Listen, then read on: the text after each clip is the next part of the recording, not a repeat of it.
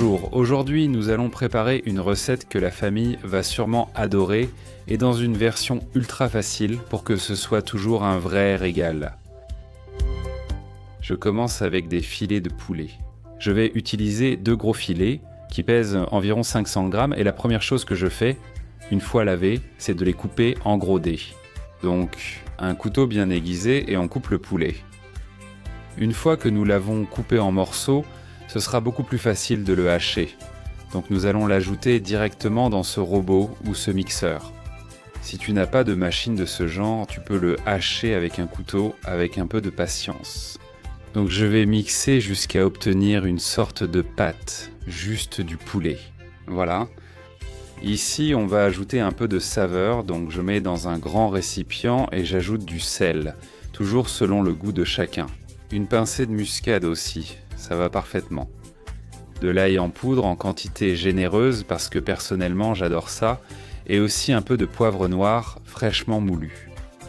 Maintenant, il nous reste à ajouter de la chapelure, environ 100 g ou 3/4 de tasse, et aussi 100 g ou millilitres de lait entier.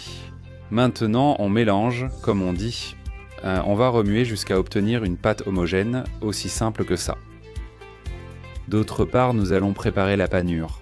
Pour cela, je prends 2 œufs, j'ajoute un peu de sel et aussi de l'ail en poudre.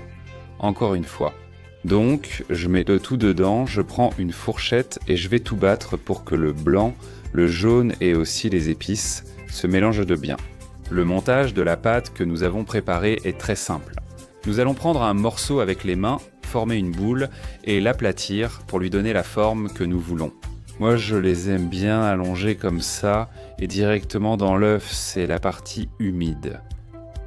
Grâce à cette humidité, l'ingrédient suivant, qui était la chapelure que j'ai juste ici à côté, va parfaitement adhérer. Je vais juste le retourner pour que la chapelure adhère bien au poulet grâce à l'humidité de l'œuf. Et j'aurai déjà le premier nugget prêt. Regarde comme c'est simple et facile.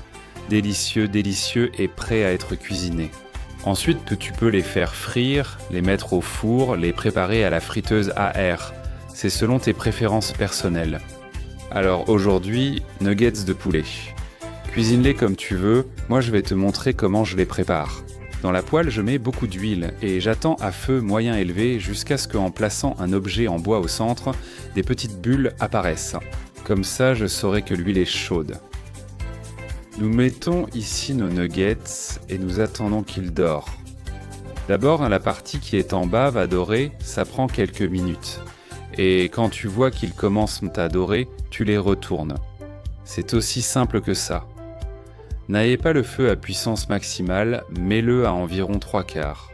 Parce que ce qui nous intéresse, c'est que l'intérieur cuise, pas seulement que l'extérieur dore.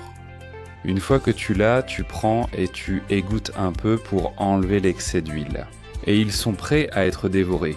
Tu oses préparer cette recette? J'espère que oui. Regarde comme ils ont l'air délicieux.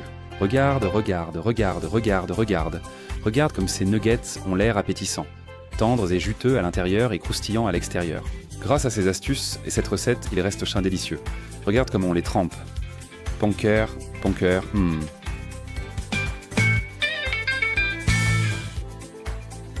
Une vraie merveille, une merveille. Ose les préparer, tu vas les adorer. En plus, tu peux jouer un peu avec les épices pour les adapter à ton goût personnel.